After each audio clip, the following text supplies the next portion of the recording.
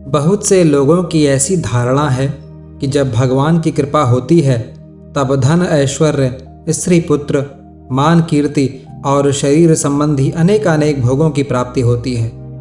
जिन लोगों के पास भोगों का बाहुल्य है, बस केवल उन्हीं पर भगवान की कृपा है, या भगवत कृपा उन पर है कि जिनकी विपत्ति को भगवान टाल देते हैं। भगवत कृपा का इस प्रकार क्षुद्र अर्थ करने वाले लोग बड़े ही दया के पात्र हैं। ऐसे लोगों को भगवत कृपा का यथार्थ अनुभव नहीं है। वास्तव में संपत्ति या विपत्ति से भगवान की कृपा का पता नहीं लग सकता। भगवत कृपा नित्य है, अपार है और संसार के समस्त प्राणियों पर उस कृपा सुधा की अनवरत वर्षा हो रही है। जो लोग उसका यथार्थ अनुभव न कर केवल विषयों की प्राप्ति को ही भगवत कृपा समझते हैं, वे ही लोग विषयों के नाश या अभाव में भगवान पर पक्षपात, अन्याय और कृपालु न होने का कलंक मढ़ा करते हैं। सच्ची बात तो यह है कि भगवान का कोई भी विधान कृपा से शून्य नहीं होता। कृपा करना तो उसका साधारण स्वभाव है।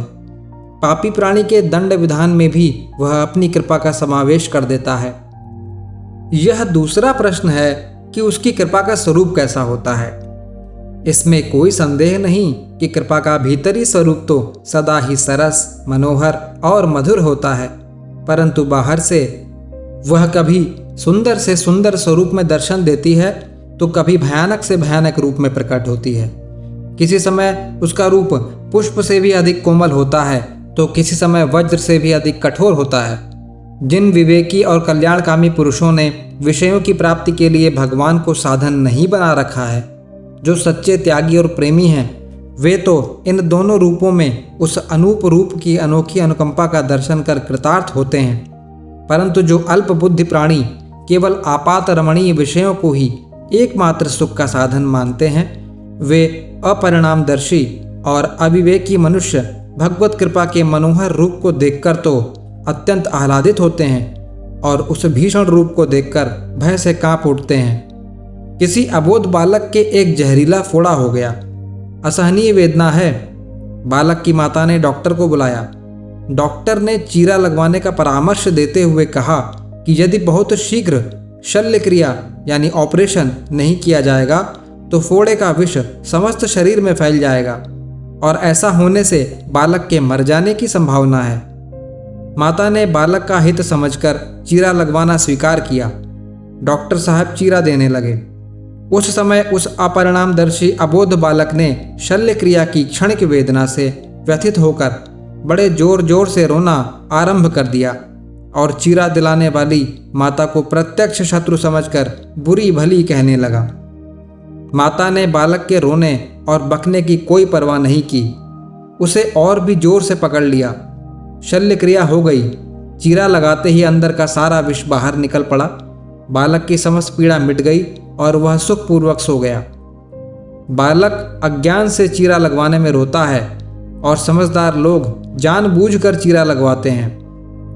भगवान भी अपने प्यारे भक्त के समस्त आंतरिक दोषों को निकालकर बाहर फेंक देने के लिए समय समय पर शल्य क्रिया किया करते हैं। उस समय सांसारिक संकटों का पार नहीं रहता, परंतु इस सारी रुद्र लीला में कारण होता है केवल एक, भक्त की आत्यंतिक हित कामना।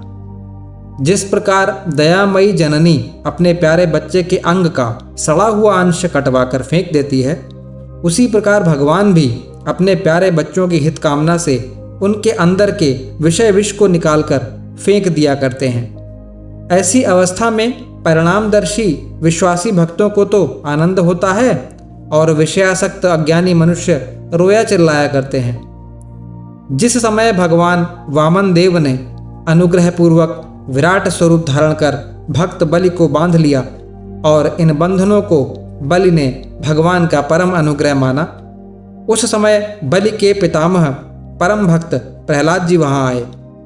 भगवत कृपा का मर्म जानने वाले प्रहलाद जी ने आते ही भगवान से कहा, हे भगवान, आपने ही इसको यह समृद्धि संपन्न इंद्र पद दिया था और इस समय आपने ही इसको हर लिया।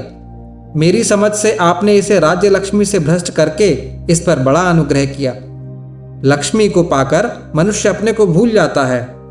जिस लक्ष्मी से विद्वान और संयमी पुरुष भी मोहित हो जाते हैं, उस लक्ष्मी के रहते हुए कौन पुरुष आत्म तत्व को यथार्थ रूप से जान सकता है। अतएव आपने हम पर बड़ी दया की।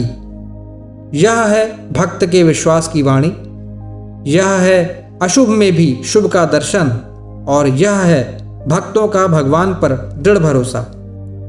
भगवान ने भी प्रहलाद के इस कथन का समर्थन करते हुए कहा कि मैं जिस पर कृपा करता हूँ उसका धन वैभव पहले हर लेता हूँ, क्योंकि मनुष्य धन संपत्ति और ऐश्वर्य के मद से मतवाला होकर समस्त जीवों का और मेरा निरादर करता है। जिस धन संपत्ति से इतना अनर्थ होता है, केवल उसी की प्राप्ति में परमात्मा की कृपा मानना कितनी बड़ी भूल है। परंतु उपर्युक्त भगवान के वचनों से कोई यह समझकर न काँप उठे कि भगवान तो अपने भक्तों के धन ऐश्वर्य का नाश ही किया करते हैं, यह बात नहीं है। विभीषण को लंका का अटल राज्य, ध्रुव को अचल संपत्ति और दरिद्र सुदामा को अतुल ऐश्वर्य भगवान ने ही तो दिया था। जैसी अवस्था होती है वैसी ही व्यवस्था की जाती है। एक सद्वैद्य रोगी के रोग का निदान कर उसे वही औषधि देता है जो उसके रोग का नाश करने वाली होती है। वह इस बात को नहीं देखता कि दवा कड़वी है या मीठी, रोगी के मन के अनुकूल है या प्रतिकूल, रोगी की इच्छा की वह कोई परवाह नहीं करता। रोगी कुपथ्य चाहता है तो वैद्य उसे डांट देता है, उसके बकने झकने की ओर कोई ख्याल नहीं करता और उसके मन के सर्वथा विपरीत उसके लिए कड़वे क्वाथ की व्यवस्था करता है। वह दूसरे दवा बेचने वालों की भांति मूल्य प्राप्त होते ही मुंह मांगी दवा नहीं दे देता। उसे चिंता रहती है रोगी के हित और अहित की। उसका उद्देश्य होता है केवल रोग का समूल नाश कर देना। इसी प्रकार भगवान भी अपने भक्तों में से जिसके जैसा रोग देखते हैं उसके लिए वैसी ही औषध की व्यवस्था करते हैं। अन्यान्य देवताओं की भांति मुंह मांगा वरदान नहीं दे देते। उसकी इच्छा क्या है उसका कोई ख्याल नहीं करते, बल्कि कोई कोई समय तो उसके मन के सर्वथा विपरीत कर देते हैं। एक बार भक्तराज नारद ने माया से मोहित होकर विवाह करना चाहा, भगवान से प्रार्थना भी की, परंतु भगवान जानते थे कि इससे इसका अहित होगा। यह भवरोगी के लिए कुपथ्य है, इसलिए विवाह नहीं होने दिया। नारद को क्रोध आ गया। उन्होंने झुंझलाकर भगवान को बहुत बुरा भला कहा, शाप दे दिया। भगवान ने भक्त के शाप को सहर्ष ग्रहण किया, परंतु उसे कर्तव्यच्युत नहीं होने दिया। रोग मुक्त होकर मनुष्य जब बल को प्राप्त कर लेता है तब उसे सभी कुछ खाने पीने का अधिकार मिल जाता है। इसी प्रकार भव रोग से मुक्त होकर भगवत प्राप्ति कर लेने पर उसको जब भगवान के सर्वस्व का स्वामित्व प्राप्त हो जाता है तब फिर उसे किस बात की कमी रहती है और कौन सी बात में बाधा रहती है। मनुष्य भूलकर सांसारिक धन ऐश्वर्य के लिए लालायित रहता है। यदि चेष्टा करके वह उस अतुल ऐश्वर्यशाली परमात्मा को, जिसके एक अंश में यह सारे ऐश्वर्यों से भरा हुआ संसार महान समुद्र में एक बालू के कण के समान स्थित है, प्राप्त कर ले तो फिर उसे समस्त पदार्थ अपने आप ही प्राप्त हो जाएं। राजा बलि ने भगवत कृपा के विकट स्वरूप से न घबराकर उसका सादर स्वागत किया। बलि का समस्त धन ऐश्वर्य हरण कर लिया गया। अग्नि परीक्षा हुई, परंतु उस परीक्षा में उत्तीर्ण होने के बाद भक्त बलि को उस रमणीय और समृद्धि संपन्न सुतल लोक का राज्य दिया गया कि जिसकी देवता भी अभिलाषा करते हैं, जहाँ पर भगवत कृपा से कभी आदि व्याधि, भ्रांति, तंद्रा, पराभव और किसी प्रकार का भी भौतिक उपद्रव नहीं होता। इतना ऐश्वर्य देकर ही भगवान चुप नहीं हो गए। उन्होंने बलि को सावर्णी मनवंतर में इंद्र होने के लिए वर दिया और प्रहलाद से बोले कि वत्स प्रहलाद, तुम अपने पौत्र सहित सुतल लोक में जाकर जाति के लोगों को सुख पहुंचाते हुए आनंद से रहो। वहां तुम मुझको सदा गदा हाथ में लिए हुए बलि के द्वार पर सब समय देखोगे। यूं बलि के द्वार पर द्वारपाल होना स्वीकार किया और अंत में उसको अपना परम धाम प्रदान किया। क्या यह परम अनुग्रह नहीं है? भगवान ने हिरण्याक्ष, हिरण्यकशिपु, रावण, कुंभकर्ण और शिशुपाल, दंतवक्त्र का क्रमशः 4 बार अवतार धारण करके वध किया। किस लिए? उन पर प्रेम था, उन पर कृपा करनी थी, इसलिए। ऋषि के शाप से भ्रष्ट अपने द्वारपाल जय विजय को शाप से मुक्त करने के लिए। मृत्यु से अधिक भयानक बात और क्या हो सकती है। परंतु भगवान के द्वारा होने वाली मृत्यु में भी उनकी कृपा भरी हुई होती है। दुष्टों का नाश भगवान क्यों करते हैं? उनके उद्धार के लिए, उनको पापों से मुक्त कर अपने सुख शांतिमय परम धाम में पहुंचाने के लिए। भक्तगण दिव्य दृष्टि से इसको देख पाते हैं। यह कोई नियम नहीं है कि भगवान के भक्त पर कोई सांसारिक कष्ट न आवे या उसे सांसारिक सुख सर्वथा ही न प्राप्त हो। समय समय पर दोनों की ही कर्मानुसार प्राप्ति होती है, परंतु दोनों में ही भगवत कृपा का विलक्षण समावेश रहता है। इस कृपा का यथार्थ दर्शन उन्हीं भाग्यवानों को होता है जो सुख दुख में समचित्त होते हैं और जो परमात्मा से कुछ भी सांसारिक वस्तु चाहकर उसकी अपार महिमा और अपनी भक्ति में दोष नहीं आने देते। भक्त अपनी भक्ति और प्रेमिक अपने प्रेम से क्या चाहते हैं? वही भक्ति और प्रेम। वास्तव में ऐसे भक्तों के हृदय में भगवत प्रेम के प्रति ऐसा प्रबल आकर्षण होता है कि वे उसको पाने के लिए किसी भी विपत्ति को विपत्ति नहीं समझते। जो कभी संसार की ओर ताकता है और कभी परमात्मा की ओर, वह पूरा प्रेमी नहीं है। उसको अभी भगवत प्रेम की प्रबल उत्कंठा नहीं हुई। संसार रहे या जाए, घर उजड़े या बसे, किसी बात की भी परवाह नहीं, परंतु प्रेम में कोई बाधा ना आवे, यही सच्ची लगन है। माता यदि छोटे शिशु को मारती है तो भी वह उसी की गोद में घुसता है, और यदि वह पुचकारती है तब भी वह उसी के पास रहता है। माता की गोद को छोड़कर शिशु को और कहीं चैन नहीं पड़ता। इसी प्रकार भक्त को भी अपने भगवान को छोड़कर और कहीं विश्राम नहीं मिलता। वह मारे चाहे प्यार करे, भक्त एक क्षण के लिए भी उसके बिना नहीं रह पाता। संभव है कि भक्त पर विपत्तियों के बादल चारों ओर से मंडराने लगें। यह भी संभव है कि उसका समस्त जीवन केवल सांसारिक विपत्तियों में ही बीते और एक क्षण भर के लिए भी विपत्ति का अभाव न हो। तथापि उसका मन उस प्रेमानंद में इतना मग्न रहता है कि उसको भूलकर भी भगवत कृपा के संबंध में कभी किंचित भी संदेह नहीं होता। चातक पर यदि उसका प्रियतम मेघ पत्थरों की वर्षा करे तो क्या वह मेघ से प्रेम करना छोड़ देता है? क्या उसके प्रेम में कुछ भी अंतर पड़ता है? भयानक वज्रपात से उसके प्राण भले ही चले जाएं, परंतु प्रेमी चातक दूसरी तरफ नहीं ताकता। इसी प्रकार भक्त भी नित्य निश्चिंत होकर रहता है। उसे न तो दुखों में उद्वेग होता है और न उसको सुखों की स्पृहा रहती है। भगवान कहते हैं, जो न कभी हर्षित होता है, न द्वेष करता है, न शोच करता है और न किसी प्रकार की आकांक्षा करता है, जो शुभ अशुभ दोनों का त्यागी है, वह भक्तिमान पुरुष मुझको प्रिय है। इस प्रकार भक्त जैसे संपत्ति में उसी की मूर्ति देखकर संदेह शून्य रहता है, वैसे ही विपत्ति में भी उसी की मनमोहिनी मधुर छवि का दर्शन कर निसंशय रहता है।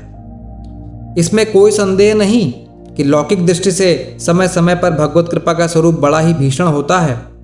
प्रहलाद अग्नि में डाला जाता है, मीरा को विष का प्याला दिया जाता है, सजन के हाथ काटे जाते हैं और हरिदास की पीठ से बेंतों की मार से खून बहने लगता है। परंतु धन्य है उन प्रेमी और प्रेम के उपासक भक्तों को कि जो प्रत्येक अवस्था में शांत और निश्चिंत देखे जाते हैं। उनकी स्थिरता में तिल भर भी अंतर नहीं पड़ता। कितने प्रगाढ़ विश्वास और भरोसे की बात है। एक जरा सा कांटा गड़ जाने पर चिल्लाहट मच जाती है। अग्नि की जरा सी चिंगारी का स्पर्श होते ही मन तलमला उठता है। परंतु वे भक्तगण जो परमात्मा के प्रेम के लिए अपने आप को खो चुके हैं, बड़े चाव से सारी यातनाओं और क्लेशों को सहते हैं। उन ईश्वरगत प्राण भक्तों को प्रेम के लिए न शूली पर चढ़ने में भय लगता है और न धधकती हुई अग्नि में कूदने में ही। प्रेम के लिए मस्तक को तो वे हाथों में लिए फिरा करते हैं। लोग कहते हैं, देखो बेचारे को कितना कष्ट हो रहा है। बेचारे ने सारा जीवन राम का नाम लिया, परंतु कभी सुख की नींद नहीं सोया। आजकल भगवान के यहाँ न्याय नहीं हो रहा। यह तो बेचारा 24 घंटे भजन करता है और इसी पर दुखों के पहाड़ टूटकर पड़ते हैं। लोगों की ऐसी भोली बातों को सुनकर वे भक्त विपत्ति संपत्ति को लात मारकर ऊंचे उठे हुए भक्त मन ही मन हंसते हैं और उन पर दया करते हैं। वे सांसारिक लोग इस बात को नहीं जानते कि भगवान कभी किसी को कष्ट पहुंचाना नहीं चाहते। भक्त के सामने भगवान जो दुखों का रूप प्रकट करते हैं, सो केवल उनके कल्याण के लिए ही करते हैं। यदि केवल सुख में ही भगवान का रूप दिख पड़ता हो तो क्या दुख में उनका अभाव है? यदि सुख में उनकी व्यापकता है तो दुख में भी है। कोई भी ऐसी अवस्था या कोई भी ऐसा पदार्थ नहीं है कि जिसमें वो नहीं हो। इसी बात को पूर्ण रूप से प्रकट करने के लिए भगवान अपने भक्तों के सामने दोनों स्वरूप प्रकट करते हैं। जब भक्त इस पहेली को समझ लेता है तब वह सब तरह से और सब ओर से भगवान को पहचान लेता है। साधारण लोग एक तरफ से देखते हैं, इसी से वे सुख की मूर्ति को देखकर हंस उठते हैं और दुख की मूर्ति को देखकर कांप उठते हैं। परंतु जो भक्त हैं वे दोनों में ही उनको देख पाते हैं। इसी से उनको न तो दुख से द्वेष है और न सुख से अधिक अनुराग। दाहिना और बायां दोनों उसी के तो हाथ हैं। भक्त किसी भी अवस्था में इस ध्रुव से अपनी दृष्टि नहीं हटाते, बल्कि वे तो दूसरे लोगों को दुखों से घबराया हुआ जानकर भगवान से उल्टे यह प्रार्थना करते हैं कि हे नाथ, मैं आप परमेश्वर से अणिमादि 8 सिद्धियों से युक्त गति या मुक्ति को नहीं चाहता। मेरी यही प्रार्थना है कि मैं ही सब प्राणियों के अंतःकरण में स्थित होकर दुख भोग करूं, जिससे उन सब का दुख दूर हो जाए। परम भक्त प्रहलाद ने कातर कंठ से कहा था कि हे प्रभु, मेरा चित्त तो आपके चरित्र गान रूपी सुधा समुद्र में निमग्न है। मुझे संसार से कोई भय नहीं, परंतु मैं इन इंद्रियों के सुखों में लिप्त और भगवत विमुख दीन असुर बालकों को छोड़कर अकेला मुक्त होना नहीं चाहता। यह है भक्तों की वाणी। संसार भर का दुख वे अपने मस्तक पर उठाने को प्रस्तुत हैं। दीन दुखियों का उद्धार हुए बिना अकेले अपना उद्धार नहीं चाहते। कष्ट देने वाले के लिए भी भगवान से क्षमा चाहते हैं। अपने कष्टों की कोई परवाह नहीं। परवाह क्यों हो? उन्हें तो कष्टों की भीषण मूर्ति के अंदर उस सलोने श्याम सुंदर की नव घनश्याम मूर्ति का प्रत्यक्ष दर्शन होता है ना। वे तो सब ओर से अपना सारा अपनापन उसे सौंपकर उसकी कृपा सुधा की अनंत और शीतल धारा में अवगाहन कर कृतार्थ हो चुके हैं और क्षण क्षण में उन्हें भगवत कृपा के दिव्य दर्शन होते हैं। इसी से वे समस्त सुख और दुख भार को केवल भगवत प्रसाद समझकर सानंद ग्रहण करते हैं। कोई स्थिति उन्हें विचलित नहीं कर सकती। वे उस परम लाभ को पाकर नित्य उसी में रमण करते हुए प्रेम के परमानंद में निमग्न रहते हैं। भगवान ने श्री गीता जी में कहा है, भक्त परमात्मा की प्राप्ति रूप लाभ को पाकर उससे अधिक दूसरा कुछ भी लाभ नहीं मानता और भगवत प्राप्ति रूप अवस्था में स्थित वह भक्त बड़े से बड़े दुख से भी चलायमान नहीं होता। जय जय श्री राधा कृष्ण।